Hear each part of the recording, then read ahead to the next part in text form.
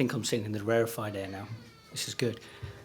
I wanted to do a talk about a Rumi quote, which no doubt most of you have heard of, and it's called "Your task is not to seek for love, but merely to seek and find all the barriers within yourself that you've built against it."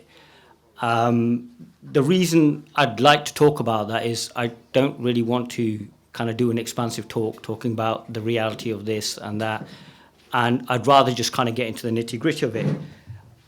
The reasoning for that is, got about 6 months ago, I got invited to Bosnia.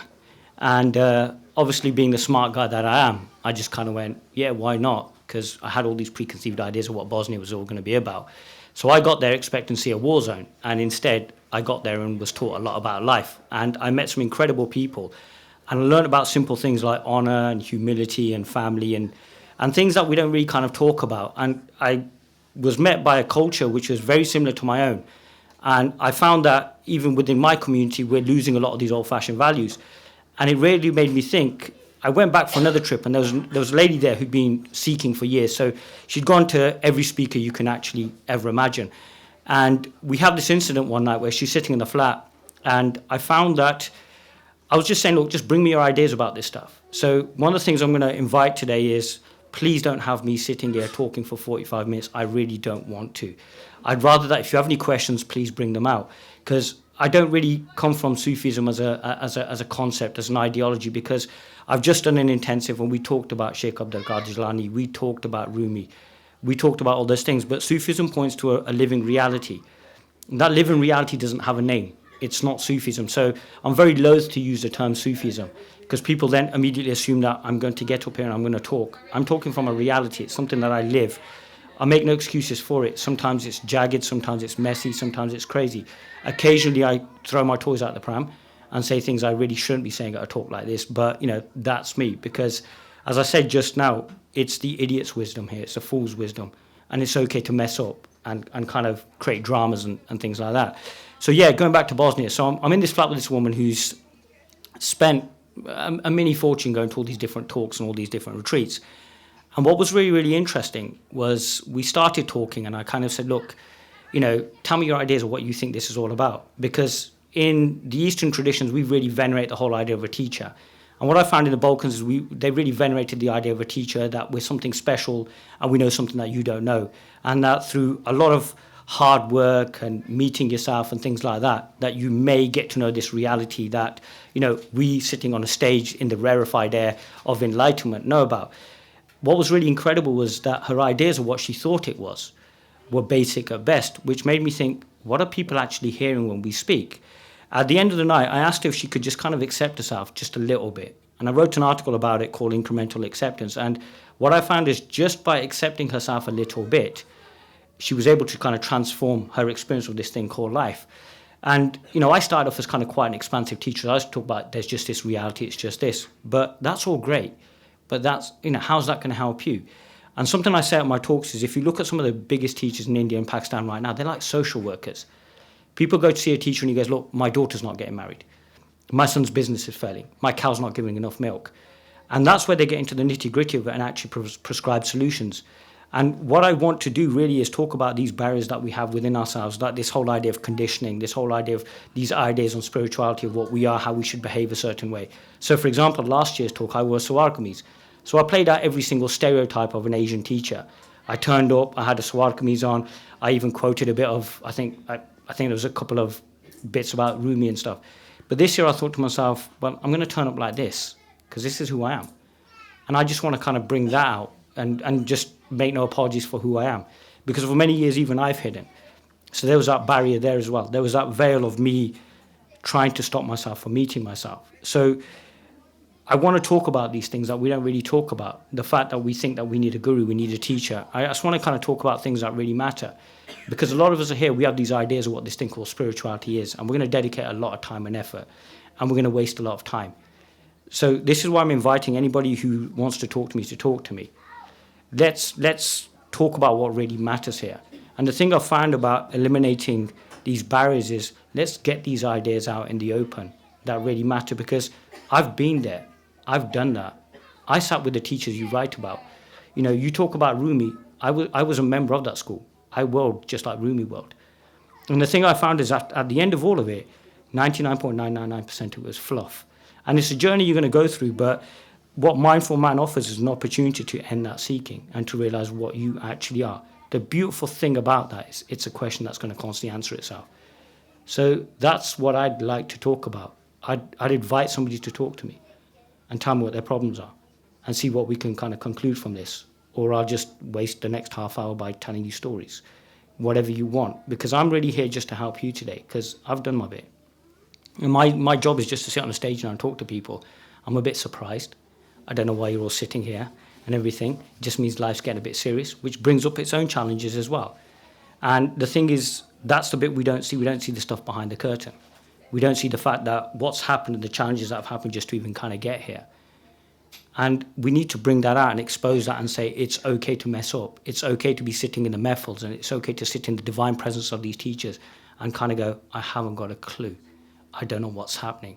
Because I sat with a teacher of the Qadri school for 8 years and I didn't have a clue. And I was too scared, because of all the mystique and everything, to actually say, I don't know what you're doing. I'm confused. I'm in pain. It's not good. What's happening? And I was recently asked a question by this young girl in Bosnia. She waited about half an hour. She goes, you're talking about all these amazing things and everybody's feeling all these great things in the room. Why hasn't anything happened to me yet? And I went, wow. It took me 8 years to ask that question. So use this opportunity. Talk to me. Because, it's unfortunate we live in a social media age. And, I would rather Instagram and Snapchat you people than actually talk to you. So let's go back to something which is a bit more old-fashioned, which is talking. Because really, this is how all of this was passed along. These are oral traditions. There is no point reading about this in a book. It's about, in a sense, experiencing that oral tradition. This is why if we look at some of the conflicts we've got happening in the world and stuff, it's because, guess what? We decided we were going to put this down. We were going to form ideas about this. But allow it to be free-flowing. Allow it to be static. Allow it to have no name. Allow it to be a practical reality which is with you right here and right now. God, I just used explosive cliche there. Do you mean right here, right now? I apologise. It's all going rapidly downhill. Sorry, you were going to say something. Zahir, what would you say people should avoid if they are seeking enlightenment? Enlightenment itself, you should avoid it completely like the plague. Don't do it, it'll ruin your life, if you're going to be really honest about it.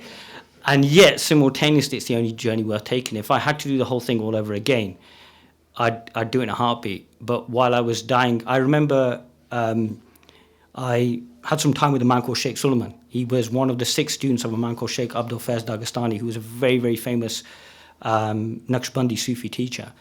And I remember crying to him over the phone.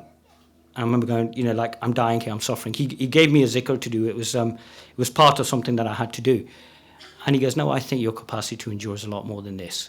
And that's how it was, because it's a very cruel tutelage.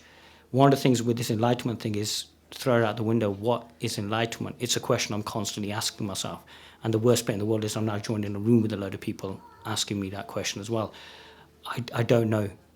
Because to know would imply that there's someone here who knows something, who can actually give you something. I'm actually trying to say, make this the last talk you ever go to. Go to the talk that really matters, yourself. Go inwards. Because there's a lot of talk about going inwards. There's a lot of talk about, our answers lie within us. And these have become sound bites. But what do they actually mean? And what does it mean to experience that, to meet yourself? I am meeting myself right now. There is no coincidence I'm sitting in this room with these people. I recently watched the Netflix special with Brené Brown. I don't know if you guys have come across her. Yeah, exactly. And what was really interesting was I was watching this Netflix special and I noticed that Brené Brown's crowd was exactly like her. They were your soccer moms. They were like your polished kind of your Texas Yarl and all this kind of stuff. So, and I thought, that's really amazing, which means I'm sitting here with this huge mirror in front of me. I'm meeting myself. And what am I seeing when I'm meeting myself? So there's this continual knowing yourself, whatever that actually means. So yeah, I would sod the enlightenment thing, man. What's it going to do for you? You're going to write some books. You do some talks. Not for you. Bro, the bills are piling up, man. That's how to come to the Isle of Man. Otherwise, I won't be here. No, I love this stuff. So yeah, throw that away. Eliminate that whole barrier of you're going to become something. You already are the thing you're looking for, which is a bit of a cliche, but it's so true. It's so simple. The thing you're seeking is yourself. And yourself is what's so incredible here. And it's just about reminding you that you are the thing you're looking for. I'm just a reminder. I'm not a teacher. I'll use the term teacher just to confer a certain respect and a certain this and that, but it's reminding you, you're it. But what could it possibly be?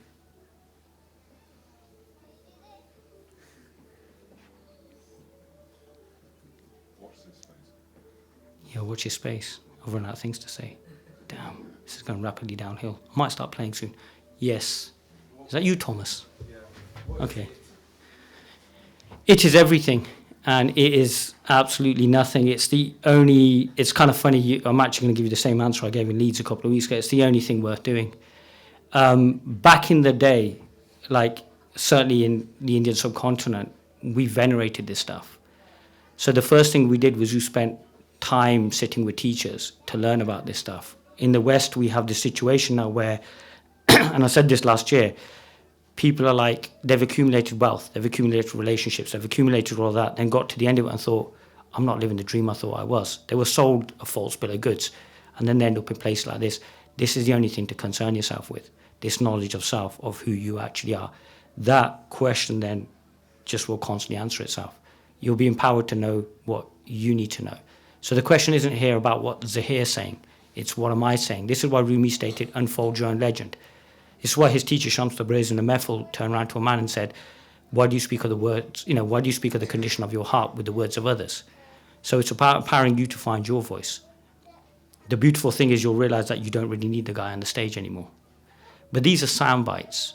Can we actually experience this? Because everybody knows right now the guru system is being attacked. We don't need gurus, we don't need teachers, we are our own gurus. You're totally right.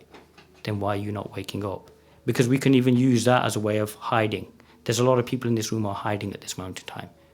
And you have your reasons. Examine those reasons as to why you're hiding. Examine the reasons as to why those situations are in your life the way they are. The fact that you're probably not taking responsibility. The fact that you're probably even using this talk as a spiritual bypass. I'll go and listen to this guy, he might tell me something. What am I going to tell you? I might say buy a retreat place. I might say, awareness of presence is this, but what does that even mean? What does it actually mean? I got my answer, so I can leave. Sorted. No worries. Do you know what I mean? That's how good I am, you get me. You get results here. We don't mess around with this stuff and everything. I'm going to go into my American preacher Bible phase and stuff. Yeah, because it's real. What's the issue here? What's the problem? I'd say that if we've all got the ability to find ourselves, Yes. that will be to varying degrees. You've obviously done it very well. You've had the ability. No, I've done it very badly. Okay, but you've got there to some degree. There will be people in society who can't achieve that. Do you think so? Well, there must be, I disagree. but they need help.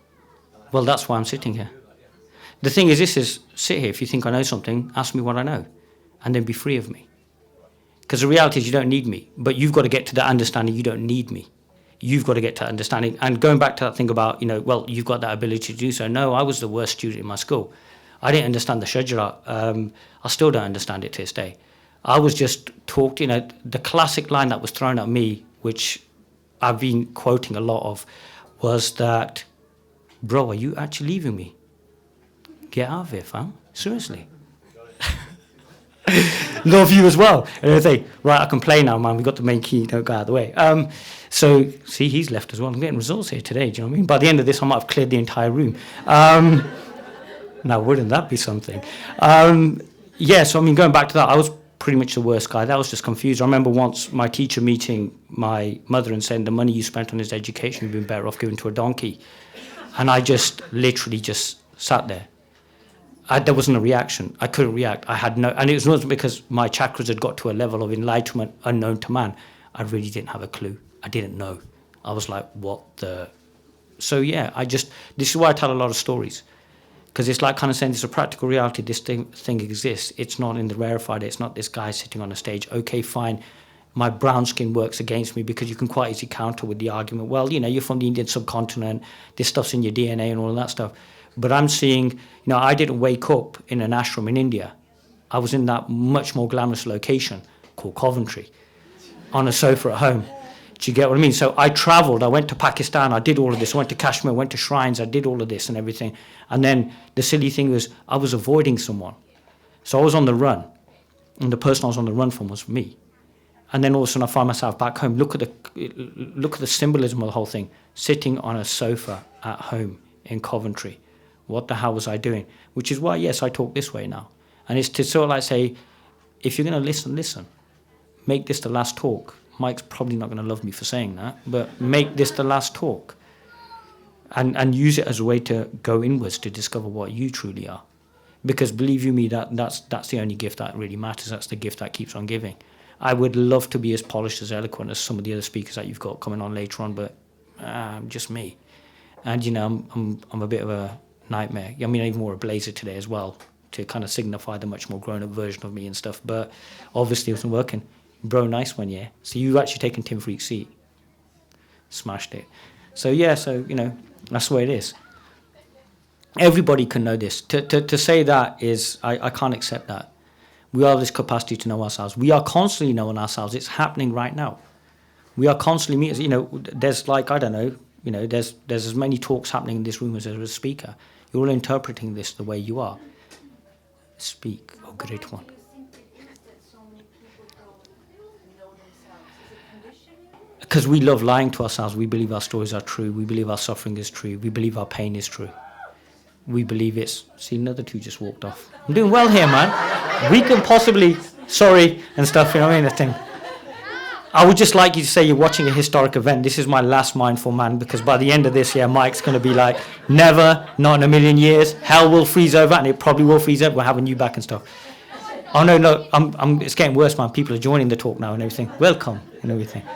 You will have great spiritual dialogues here and stuff. So, yeah, I'm a bit irreverent. But I'm irreverent for a particular reason, because we can take this stuff so seriously.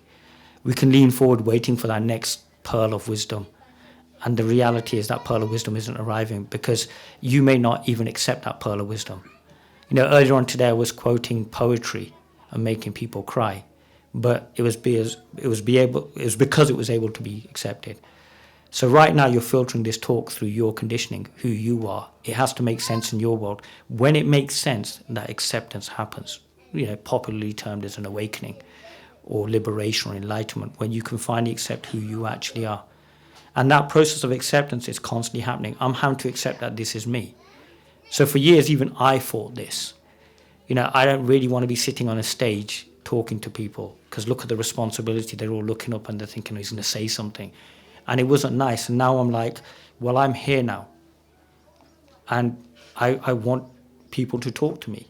If you believe that there's something happening here, then ask me what's happening here. So I'm now actively singing my song as well. And saying a lot of what you're doing, if you were to honestly look at it, is a complete waste of time. Stop that. Be efficient with your usage of time. Because time's ticking. That's the one commodity we really can't get back and stuff. And get serious about yourself. So I'm here to, in a sense, almost light a fire under you as well. To make you kind of go, well, you know, why am I doing what I'm doing? Is it really about this and stuff? And to really, actually, honestly, don't listen to me, but to actually have a conversation with yourself, to honestly listen to yourself. Who are you? What do you want? Why are you here? What's the point of all of this? What could the answer be to that seeking, to that yearning? The very fact that there is a yearning implies that you already know this. So the thing you're seeking, you know, sorry, yes. So how do you separate that from social conditioning? Because sometimes I feel in conflict. You would ask me a complicated question, wouldn't you? Sorry. Yes, social conditioning, it's a long word there, do you know what I mean? Sorry, yes, far away, sorry, yeah. No, but like sometimes I feel in conflict, and I'm not entirely sure if what I want is what I... Sit with it, sit with the confusion. There was something I read, it said, in the West, we don't like confusion. We don't like the messiness, we don't like the pain. And in the East, we revere it. So some of the teachers I sat with actively made my life hell. Because if I say to you all now, please remove the chairs and let's sit here and let's meditate and still your mind, thoughts will creep in. If I say to one of you, run into that wall right now at speed, hit your head, and then let me talk to you about realization, I think I know what the answer is going to be, and I hope there's not children here, because F will be one of those words and stuff and everything. And we're turning away from a massive opportunity. And this is the point I really want to get to, that these barriers that we're going up against, the pain and the messiness, we need to accept them. We need to accept them fully, to feel that pain, to feel that confusion, because confusion always leads to clarity. This is why they said the hour is darkest before the dawn. Of course it is. But if we're conditioned, and we're conditioned to walk away from all of these things that are offering us an opportunity at every single moment to know ourselves, We want to go for the harder option. Sitting cross-legged, meditating is the harder option. The easy option is fall into it, embrace it. It's a short-term thing. It's like, 3-4 years ago, I started talking again. And I've been through probably the most turbulent growth spurt ever in my life. It's been crazy. I've left the city I loved, ended up in the city I didn't want to be with, and all of this has happened. I've adopted a daughter and cats and all of this stuff. And what the hell? And the silly thing is, it's just by embracing that messiness, by really kind of going, that messiness is me, and allowing myself to just negate myself and feel that pain, I find it's transformative. It's amazing, which is why Rumi said the wound is where the light enters. So this is out there for everybody to hear. The wound is where the light enters. He didn't say sitting cross-legged and stuff. Even when he whirled around a tree in ecstasy, it was in pain. It was that pain of separation of, I wish to remove every single veil I can possibly remove that stands in the way of me and my beloved. And that's what it is. It's about, I talked earlier on about within the Sufi tradition, we say there's like levels and stuff. And one is that there's the ashik and the mashuk, there's the lover and there's the beloved. And then there's this process from negation to the point where you realize there is just the beloved. But even that is a sin because somebody is there saying that there is a beloved. And then there's a point where there is no lover and there's no beloved. The idea of self, the idea of another has disappeared. That's why in love there is no other. There's a very famous Indian sage, Ramana Maharishi, once stated, there are no others. There's this singularity here. It's manifesting itself as so many different people. It's manifesting itself in the most beautiful ways with all these stories. We get told it's just this. So we get told it's just this, and we don't want to go into the stories. We don't want to go into the messiness. And yet, every moment our stories are defining us, which is why I can't teach you. It's arrogance of me to assume that I know something you don't know. I can offer some information. I am your humble servant at this moment in time. Fine, I'm standing on a stage, but, okay, I'll stop getting... I'm just here to, in a sense, just say, what do you need from me? And in reality, you don't even need anything from me. Just use me as a mirror. In the Sufi tradition, they say a teacher is like a mirror. It reflects back your reality to you. It's also a great caveat if you didn't enjoy the talk, examine yourself and stuff. But we'll put that one aside. The reality is, what are you seeing? What are you feeling? Because the next Rumi is sitting in this room. The next Shams is sitting in this room. The next Eckhart Tolle is sitting in the room. And it's available to everybody, regardless of your race, your color, your creed, your conditioning, your story, or anything. It's all here. And the minute you've got it, walk out. If you want to honor this place, walk away. Never return. But walk away realizing it's with you. That's what I do. So it's with you. I honored my teachers, as beautiful as the Mehfil-e-Samaz were, and as beautiful as the dargahs were, and as beautiful as that incense were, and as beautiful as it was, and it was beautiful, I honored the place by walking away. So you want to honor what's happening in this festival, honor it by becoming it. And by becoming it, it's quite simple. Meet yourself. Know yourself. Have an honest conversation with yourself, please. I'm begging you. Because the reality is we can lie to other people and it's not cool. But we're telling our lives, we're telling lies to ourselves on a constant basis. We're missing. Something's missing. I need to figure it out. I'm seeking something. What are you looking for? Your very seeking shows that you already know it. The very fact that you think it's missing, well, please, somebody tell me what's missing.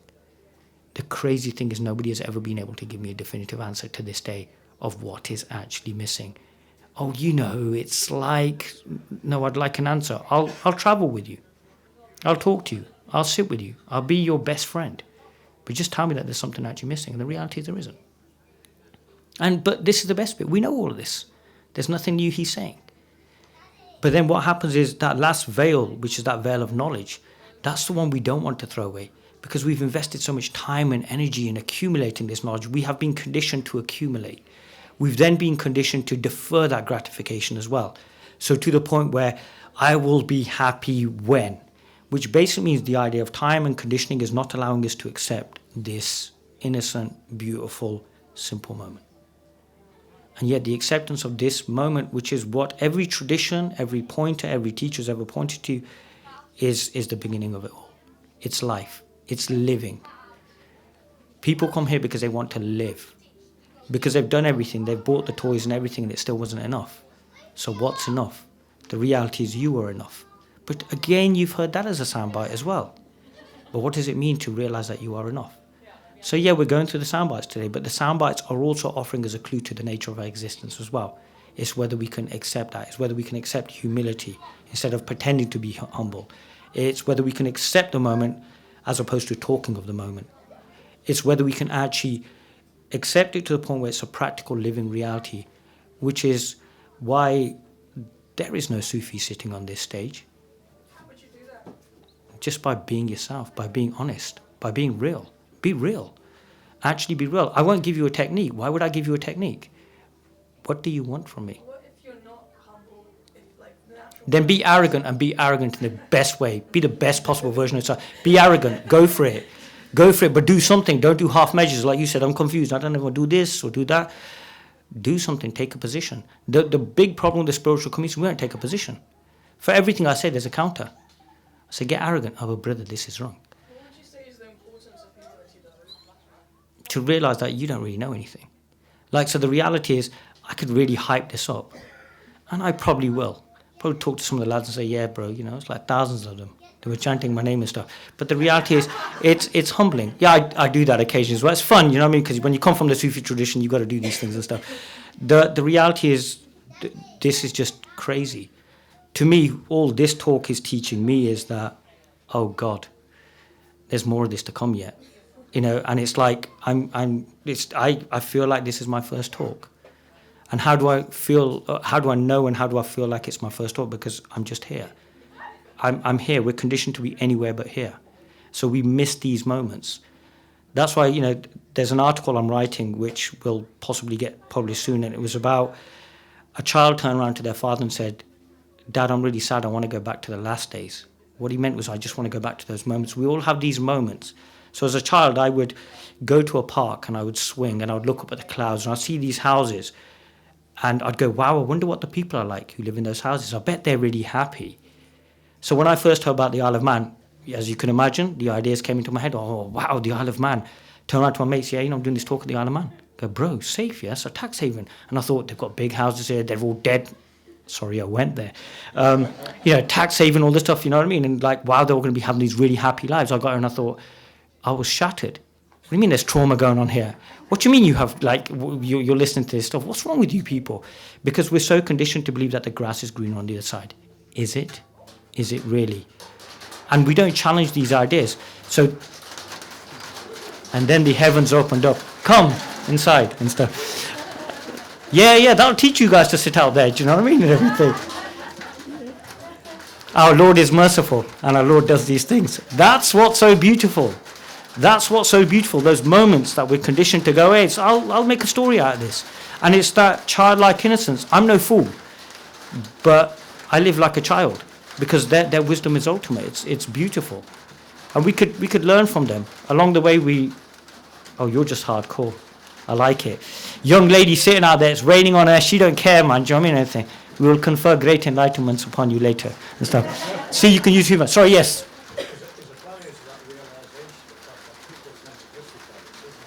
Sorry, could you speak up? Because, like, God's just, yes. In terms of the realization, Yeah. so people are trying to justify consistency in there. So you get the guy in the tax haven who wants to buy more and more material goods. Yeah. It's not making him happy. Yes. What he wants to make it That's his method. We all have a method. For some of us, it's sitting in this room. For some of us, it's accumulation of wealth. For some of us, it's being in negative relationships.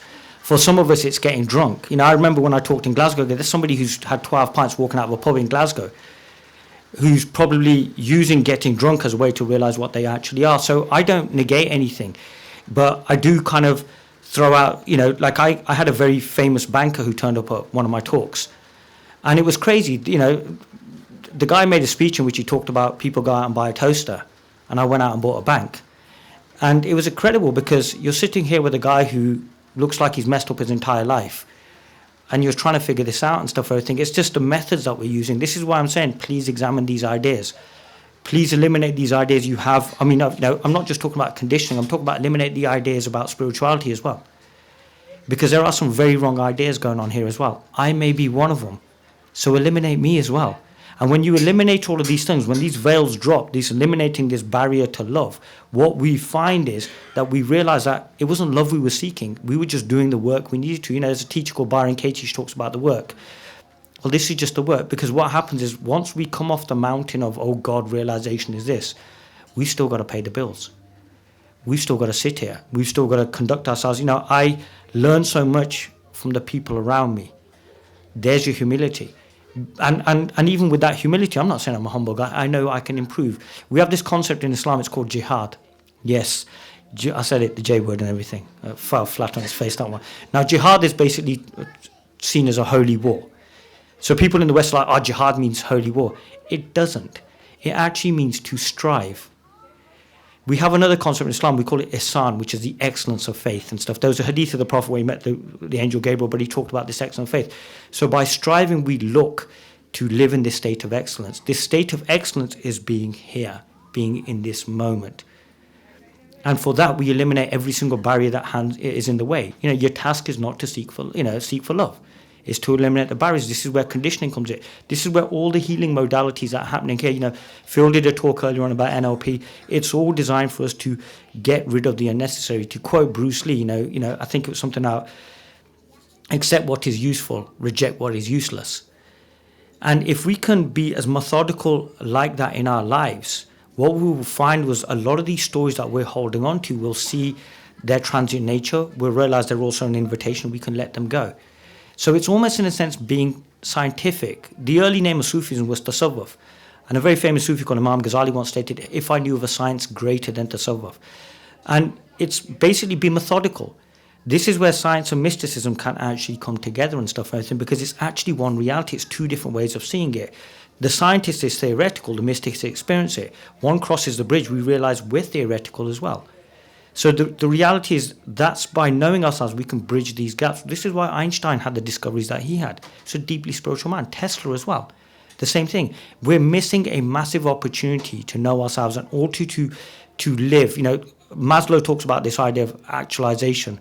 Actualization is not just a physical or a mental, it's also spiritual. It then means you're moving in perfection, which is why we have this concept called insani kamal, the perfected being. The perfected being sees the transient nature of existence, but still lives in it. This is why we say, granted the world is an illusion, but we still have to live in it. So that then makes the spirituality that you are in a practical reality. So earlier on, I was having a conversation with Phil, and I was like, I really want to come to your talks, because it's just great for me to sit here and go, it is this. Who is listening and who is hearing? But how does that help you? Because sooner or later, we have to come into the nitty-gritty of it. Why is my relationship working the way it is? Why is my conditioning here? And like I said at my last talk, and it was literally, I'm inviting people. This is an invitation. I fully understand the fact that I'm in a forum, there's loads of people sitting here. I can't get it into the nitty-gritty here. This is a business card. It's a calling card. It's saying I'm inviting you. And what I'm inviting you to do is not meet me, but meet yourself, to know thyself. And it's the only journey worth taking. Yes. Do you know you mentioned Maslow's hierarchy of needs? Yeah. I think it's the other way around. You think it's the other way around? Yeah. But then I'm going to contradict This is myself. what I wanted to ask about. Go for it, man. Is it like Sorry, go for it, you Gail. have to have that stability and that level of like having a home, having like. I think it helps. I think it helps. It depends on the personality. With me, I was gung ho. I was like, I ended up on floors and stuff like that. That may not be right for you. That's why I said I don't teach. I give out information, and the information is up to you to do what you want with it and stuff and everything, because it's your journey. And I come along, and there's no coincidence we're sitting in this room and doing this thing. It all depends on you. I was militant. I ended up on floors in different places. If the guy had a beard and he had a funny sounding name, I was across the country to see the guy. In retrospect, it was dangerous. I spent 2 weeks on the side of the hill in the Highlands meditating. In retrospect, dangerous. But it was okay for me. I don't recommend it for other people. But there may be somebody who goes, right, that's what I'll do. But the reality is that's where you have to trust yourself. That's the bit where we're falling over. We're giving our power over. The very fact I'm sitting here, people are giving over their power right now. I want to hear something.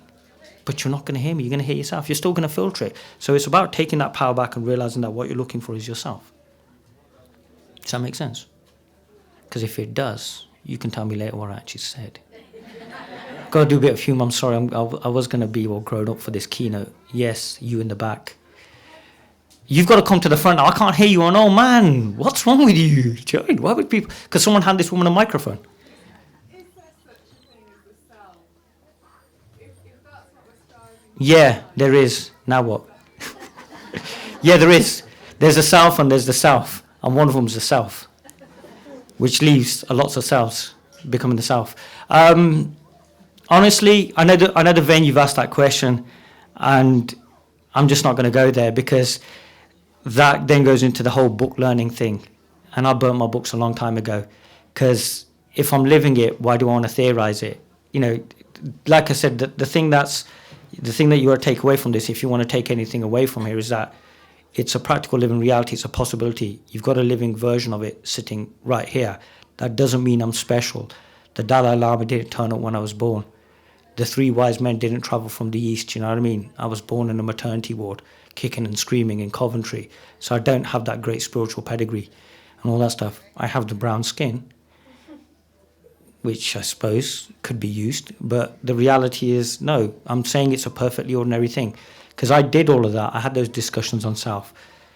Earlier on today I was doing an intensive and, I was quoting poetry. I was quoting, Kawali's talking about movement and all that stuff. I did all of that, but I find that there's nothing as clear to me at this moment in time as just sitting here talking to someone. There is something clearer, and, I hope that happens, and that is that one day we just sit here and there's just silence between us. And on that day, I'm not a teacher and you're not a seeker. We're just friends sitting here together. The most beautiful thing, and I quoted it earlier on today, between Shams Tabriz and Rumi was when they sat together, there was after a while, they couldn't tell who was teacher and they couldn't tell who was student. It was just two people sitting in a room and they were just sitting there quietly. Our true conversation, as I once said, is in silence. And if our true conversation is in silence, then you have to go past these words. You have to go past anything being said here, because this is a pointer. I'm going to quote Bruce Lee again for some strange reason, but there's a scene in the film Enter the Dragon when he goes, he gets the guy to kick him, and he goes, how did, what do you think? He goes, let me think. He goes, don't think, feel.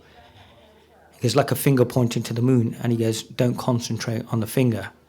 You'll miss all the heavenly glory. Do not concentrate on this guy. He's pointing something. What's he pointing at? And I said this at my talk last year. I'm like, what am I actually pointing at? Because my real conversation hasn't actually happened yet. It hasn't worked. Who am I pointing to? What am I pointing to? What is this reality we keep hearing about? Big peoples. I'm joking. That's why, I do this the way I do this. I'm just sitting here and my position's not going to change. I'm inviting you to come and see me. And what I mean by that is, no, I'm not saying come to my retreat and all of this stuff. What I'm saying is I'm inviting you to come forward and meet me. And in that, what will happen is you have to let go of your stories. And when you let go of your stories, you will realize there's no me here and there's no you here. There's just this reality. That's why Rumi talks of beyond ideas of right doing and wrong doing. I say, forget the beyond, just sit here. Dive into that wrongdoing and right doing. Dive into that pain. Dive into all of that. And you may find that you've heard this a million times, but you might actually experience that you are actually the answer to the question that you've asked. You are.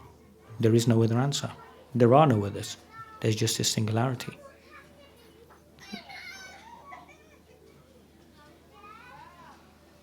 Anji. So, do you think seeking is conditioned? Do you not think it's not part of human nature at all? The very fact that we got here and got conditioned into seeking, we started looking for something. That's why if you look at children, we condition the idea of seeking into them. They don't seek, they're just here. So seeking was an insecurity. We couldn't believe what we were. And that's what caused all the problems. So I couldn't believe who I was, which caused me to hide for years. And then, like yesterday, classic, I always pack my passport. I get into Manchester and realise I don't have my passport. Then I get to Bill's place and I'm like, Bill, my iron, please, and stuff. And he goes, I don't have an iron. I'm like, God, this is turning into a disaster. So I could say, oh, well, that was self-sabotage. And I even toyed with it. I've been playing all night with Bill, kind of, I don't know, these big speakers going to be here and they're going to know stuff and they've got better explanations. And it's nice. I'm enjoying that story. I'm enjoying that pain and that all the angst and everything and these emotions and really feeling them fully. So there is a benefit to it and stuff. But ultimately, there is my wisdom. And then there's life's wisdom. And life's wisdom always trumps me. So my wisdom is I'm going to be lying in bed, possibly getting up and getting breakfast. Life's wisdom is you're meant to be doing here. So I'm just doing the work I'm meant to do. And when life decides to finish with me, that's how I'm done. I'm finished. This could be the last ever talk. This could be the first talk. We sit at death's door in every instant. Who knows? Earlier on, I was talking really fast, covering everything 10 to the dozen. Because I don't know if I'm going to meet these people again.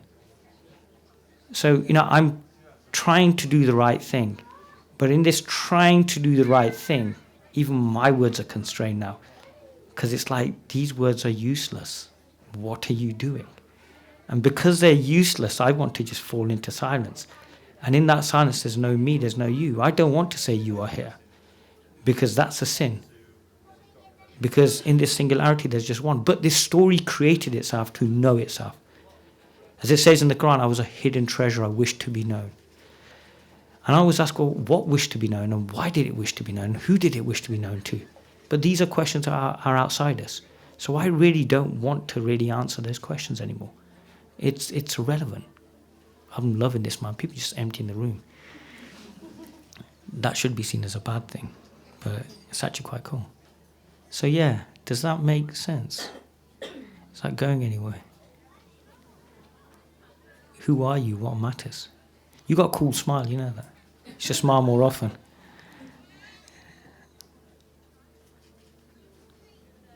And you know what's really funny about this talk? They've got music playing in the background. I never have music playing in my talks, but that just shows how things change. It's get to that point where you don't need me, but more importantly, you don't need yourself. And what I mean by yourself is your story.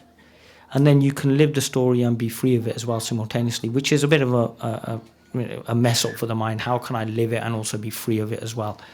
So yeah, just do what you feel needs to be done. If I've helped in any way, shape or form, then that's great. And if I haven't, then, that's great. I'm just wandering around meeting my friends. If you're one of my friends, the conversation will continue. If you're not one of my friends, then I'm just holding space for the next one. And, there are some great speakers that are coming out after this. So, yeah, it's all fun.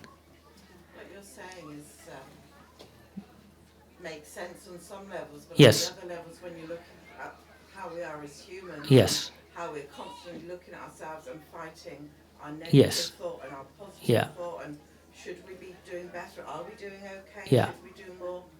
It's such a jungle all the time. This is designed to be confusing. It has to be confusing. The reason it has to be confusing is because the mind is going to want to take something away from this talk. It wants value. You want value from me. I'm giving you true value in the truest sense of the word. Oh, yes, he is here. So, there's Graham, he's just walked in and stuff. I think, yes, bro, everything all right? Back here again. The reality is you want value here. That's why I do what I do. That's why I'm irreverent. That's why I break up the conversations that I'm having. That's why I'll be joking and everything. Yes, I'm talking something really profound. Even when I'm joking, it's profound. Because you want something you want to take away. I just say take yourself away. Have that conversation. We could go into the nature condition. J. Krishnamurti wrote volumes about it, and we wouldn't get to the end of it. And the reality is I can do 1 million more talks, sound 1 million times much more clearer. I'll still not get to the bottom of it. It's just whether we can just let it go. That's why I said there is no Sufi sitting on this stage. There is no Sufism here. There's no non-duality here. There's no Advaita. There's nothing here. There's just a guy sitting on a stage talking. If you can accept it's a guy sitting on a stage talking, that's it. Can you accept that? That's all it is. But the thing is, the acceptance of that makes a mockery of everything you've ever done. Imagine this was it. There was nothing after this. You could walk away, never come to a thing. The possibility is too big to accept. It's too huge to accept. I remember doing a talk in London years ago, and I said to the woman, you know who I am? She's like, yes. You've watched my interviews? Yes. You follow me on social media? Yep. So, I know what I'm talking about. I'm enlightened. So when they, yeah. I go, okay. So, from the Indian tradition, I go, with the power that I've got, I've planted the seed of enlightenment in your heart. It's done. You're finished. Go. 3 hours later, she was still sitting in the room because the possibility of leaving these rooms is too big, it's too traumatic for us to accept, which is why we have this. We are educated fools in the greatest sense of the word. But guess what? We won't let that stuff go, because what's better than what we've got? We're terrified. And that terror is something we have to embrace. That, going back to Rumi, eliminate those barriers. The biggest barrier is the very fact that you're here. The very fact you listen. Can you eliminate this barrier? Because the last veil, as the Sufi says, that veil of knowledge, is everything you know becomes a thing that kills you in the end. Which is why I had the intellectual knowing. I'd sat with teachers who wouldn't even bother to come to a place who'd be like, seriously? I sat with great masters of the universe. And in the end, that was my problem. Going back to the question of enlightenment, enlightenment's the issue here. Can you let go of enlightenment? Because that's our last desire that's going to go. That desire to go home is our last desire. You're already home. And that's the scary bit. Can we let that one go? That's that final veil that reveals the lover to the beloved. And as it reveals the lover to the beloved, you realize that the beloved is me. That's why they say, Jisne apne aap ko pachana, usne apne Rabb ko pachana. He who recognizes himself recognizes his Lord. And that's about the 30th time I've said that today. It's crazy. And so it's blatantly out in this. This is why Wei Wu Wei wrote that book, The Open Secret. Look at the contradiction. It's an open secret. That doesn't make sense. It's meant to jam the mind. The open secret.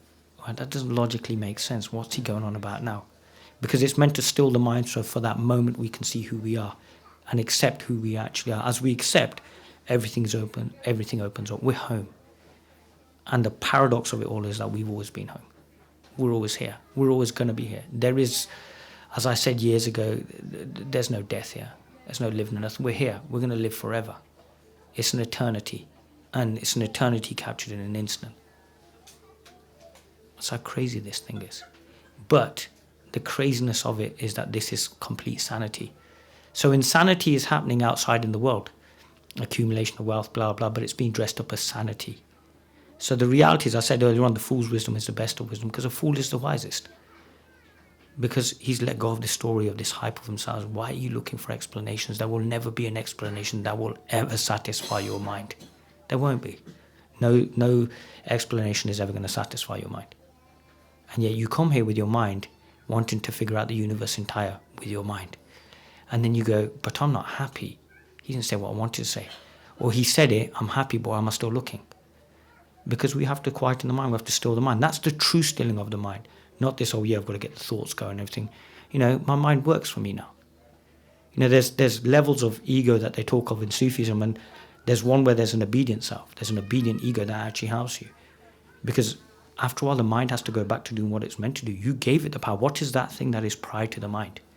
That thing that is prior to the mind, that gave it all the power, that created this story, that brought this existence in, is you. That's what you're looking for. That's why when you do what you do, you do. That's why mental health illnesses are going through the roof. That's why depression is through the roof. It's not a bad thing. It's an invitation. We're wanting to know ourselves. This could not have happened, as Bill said to me 5 years ago. It couldn't have happened. No way could Mike have put an event on like this. Mental health is a massive question. So what do? Do we medicate them now? Or do we actually have the conversations that matter? This is where the mystic comes in, because the mystic is living that reality, has the answers. Which is why now the mystics have taken the robes off, and the mystics are wearing jeans now. And the mystics are going out there. I know taxi drivers wandering around who are fucking amazing teachers. But that's how they are. So I've appeared in the form that you wanted me to. And I'll disappear in that form. Last year, I had to wear the Sawar kameez.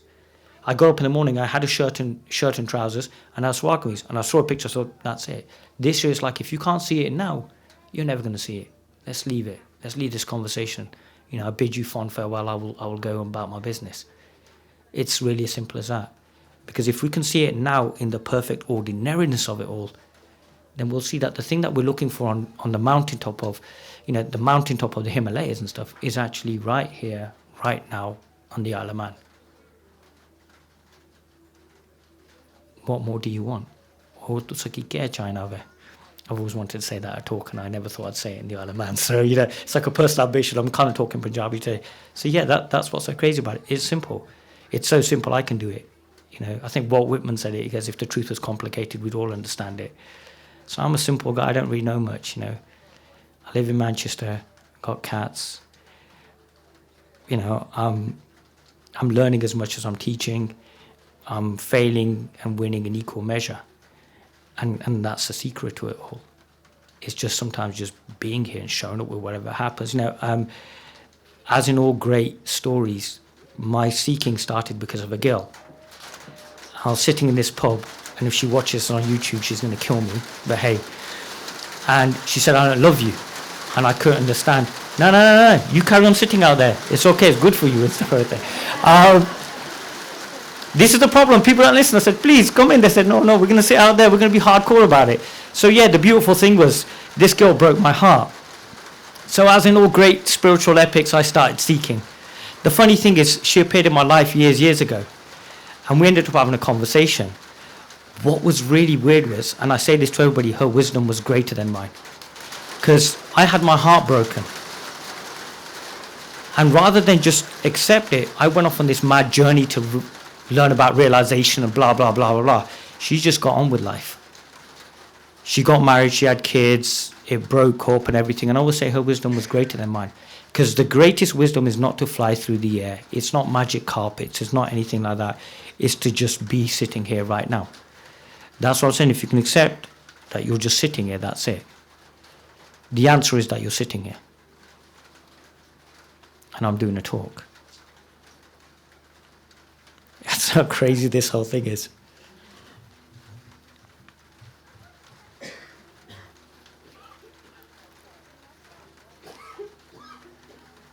This is what's so beautiful about this.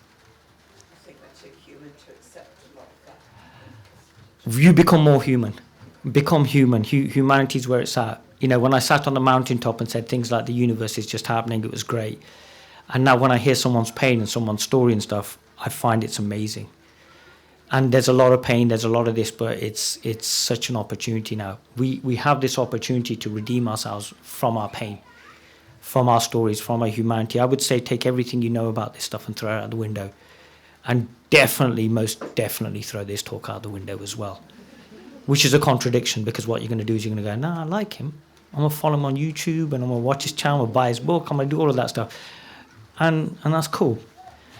I'll be living in that tax haven next to you then. Do you know what I mean? Sorry, I said it again. I've got to stop doing this, man. Do you know what I mean? I've heard apparently you guys get offended when I start talking about tax havens and stuff and everything. So, it's got to be done. It's crazy. It's Saturday afternoon. I'm sitting on the Isle of Man doing a talk on eliminating the barriers to love. And God, it's amazing what we've done. Not just the barriers within us, the barriers in ideas, the barriers in society. So yeah, get on with it. Take the journey that really matters, that one that goes inwards. It's crazy. Safe, yeah? It's nice meeting you. See you around. They're dropping like flies.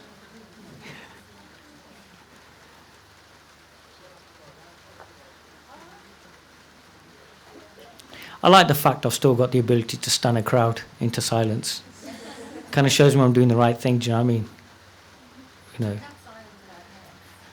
Oh, I can imagine this is kicking off all sorts and stuff and everything. All I can say is I've heard there's no refund policy on tickets and stuff and everything. Mike was over there, he's now run off and stuff thinking, well, that's my family not eating now for the next 6 months or so. Yeah, it does. It's designed to do this. It's not me doing it. But it is. It's meant to cajole. It's meant to irritate. It's meant to make you happy. It's meant to... I mean, the talk I did last year, I'm sorry, I ticked all the boxes. I even wore a Zahir Khan. Spent a lot of money on that Zahir Khan and stuff. And I still managed to trigger someone in the room. I appeared as you wanted me to appear.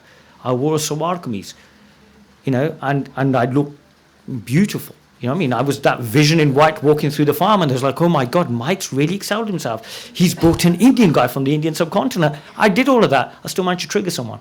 So, it's your reaction. What can I do about it? But the thing is, maybe I'm doing something about it as well. So it's, I was affectionately dubbed the Sufi prankster last year. Well, yeah, that's what I do.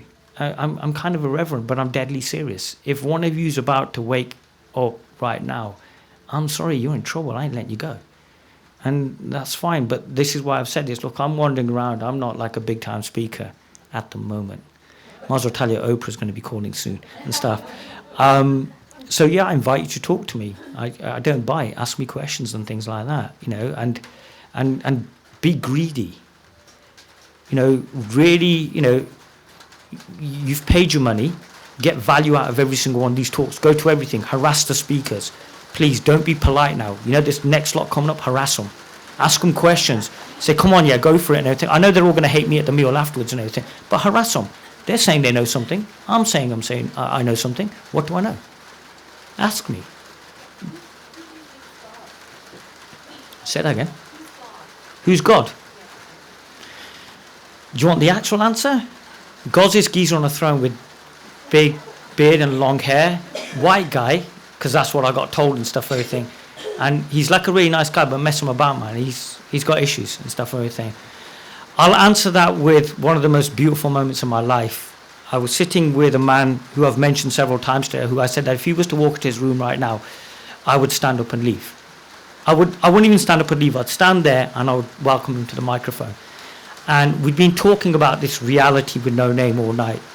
And at the end of it all, we had a meal. It was Dixie fried chicken, like chicken wings, if anybody wants to know. Sorry, we weren't vegan. There's chairs here. Are you that scared?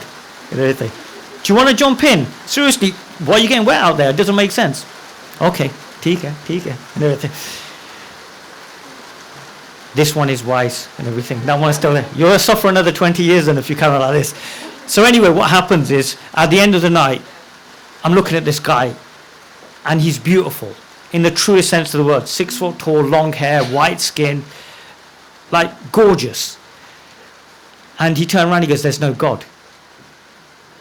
And I went, yes.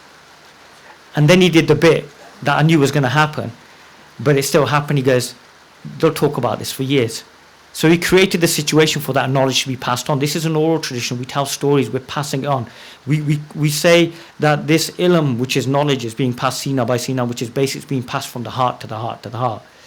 Our job is to taqseem, is to give, is to tell these stories and everything, allow them to live in tradition, allow them to mutate, become whatever it is, in order for people to take those. I'm just putting down tracks so that other travelers along the way will one day kind of say, oh, well, he said something, it made sense. So there's sometimes, this has all happened because of a podcast Mike ran in 2011, where we jokingly talked about Bombay potatoes. And from Bombay potatoes, this has all happened. So be very mindful of, that's only because Mike's walked into the room, I've just used mindful on my days. Be very mindful of everything you're doing. We have a hadith of the Prophet, and it says, live as if you're going to die tomorrow. Work as if you're going to live 1,000 years. What would you be like? What would you be like, and how would you conduct yourself around people? Again, it goes back to this whole idea of excellence. Jihad means to strive, and Islam means excellence. So strive to know thyself. The greater wars aren't going out there and subduing people and arguing with them. The greater war is the one going inside. It's that journey inwards. It's to fight with, like you said earlier, the positivity, the negativity, the this, the that, and everything. That's the greater jihad. Because in knowing ourselves, what we find is there's this constant knowing. And that constant knowing, it just brings up this humility. I'm an idiot. I'm a fool. I'm a loser in the true sense of the word. And in accepting that loss, I was honored in such a way whereby these amazing, beautiful people are sitting here listening to this guy. I'm not polished. I attempted it, it didn't work too well. And yet, if I talk of my beloved will talk of me in a greater gathering. And that's what it is. This conversation is happening because of the conversation I have with my beloved. And, now there isn't even a beloved anymore, because there isn't really even me. Because when we submit our will, what will do we have? We have no will anymore. Farmai. It's all the same thing. That's the joke. That's the joke. It's all this is based on life experiences and conditioning and stories and blah blah blah blah blah blah blah blah. I'm expressing it like this. It is no better or no more valid than anybody else's story. We all have our songs. It's whether we're going to sing. That's why we have dreams. Oh God, I'm going to go into Freud now. It's why we have dreams. The dreams are like your internal system telling you what you need to do. You know what you need to do. You know why you're sitting in this room. You already know. You know what brought you here. You brought yourself here. Take responsibility of yourself. And that's not as a limited story, because a limited story goes, no, well, I don't really know. I'm saying realize yourself as a universe entire. You are not the drop, you are the ocean entire. And that point of realization is when that drop submerges with the ocean and realizes its actual reality is the ocean. And it doesn't then need to say it. Hence, it doesn't need to say it's a Sufi. It's just a term. How does the ocean know it's called the ocean? That's a good one. I'll have to use that again. Does the ocean know it's called the ocean? No, it simply is. And it's in that isness that it's all happening. But there are no words. I remember a very basic example I was given. It was like, I can tell you everything about driving a car, but until you get and drive into that car, it's a different ball. We can theorize about this day and night. And believe you me, if you want to get into it with me, I can theorize and I can talk. I'll talk for England here. Do you know what I mean? But the reality is, what's that giving you? There's some food for thought here. Take it away. Sit with it. You have a resource here on the island in terms of Mike. He's an amazing guy. Go see the guy. If you meant to go see me. I don't know. But you already do know. You know why you're here. Now it's time to take off the veils and be who you are. Gee, farmai. Sorry, it means yes. So why do we need to ask you? I've no idea. I've no idea. You're under this impression I know what I'm doing here. I don't. I'm working a takeaway and Mike grabbed me and goes, look, I need a brown-skinned guy and stuff like that. Because the reality is we have a play and a drama being played out here. And the reality is we're going to play this game out till you realize it's just a game. We're going to realize that I could sit you on the stage right now when you do a better talk. As a matter of fact, would you like to sit on the stage and I can just sit over there? It's just, I've just stopped listening to it. It's really simple as that. We're just playing games here until we realize that it's a game. As a matter of fact, this is going to be one of my final moments now. I'm going to try and do this in one breath without messing it up. Life is but a walking shadow that struts and frets its hour upon the stage until it is heard no more. It is a tale told by a fool, full of sound and fury, in the end signifying nothing. Who said that? Shakespeare, exactly. Your traditions are here. And you're looking over there. It's here. Shakespeare. Life is but a walking shadow that struts and frets. And that's what we're doing. We're just strutting and fretting. I'm strutting. Half an hour before this, when Mike called me, I was like, God, I'm still in the shower, mate. What's going on? It's like, you've got a workshop. But there you go. But anyway, thank you, because I've not got a watch on and stuff, everything. I would like to say thank you very much for taking your time to listen to me. I'm grateful to each and every one of you. I did have a lot of fear about this event going into it, because, obviously, you got some big name speakers coming up and it's all the rarefied air and stuff. But, thank you. You're amazing. And, what would you like me to leave you with? Why were you afraid if you have acceptance? Why were you afraid? Because acceptance will just carry on. Knowing will always carry on. We'll carry on deepening. We'll carry on having these conversations. We will carry on removing veils. And we'll carry on doing all of it. Realization is not the end. Realization is actually the beginning. That's when it really starts. And with that, thank you.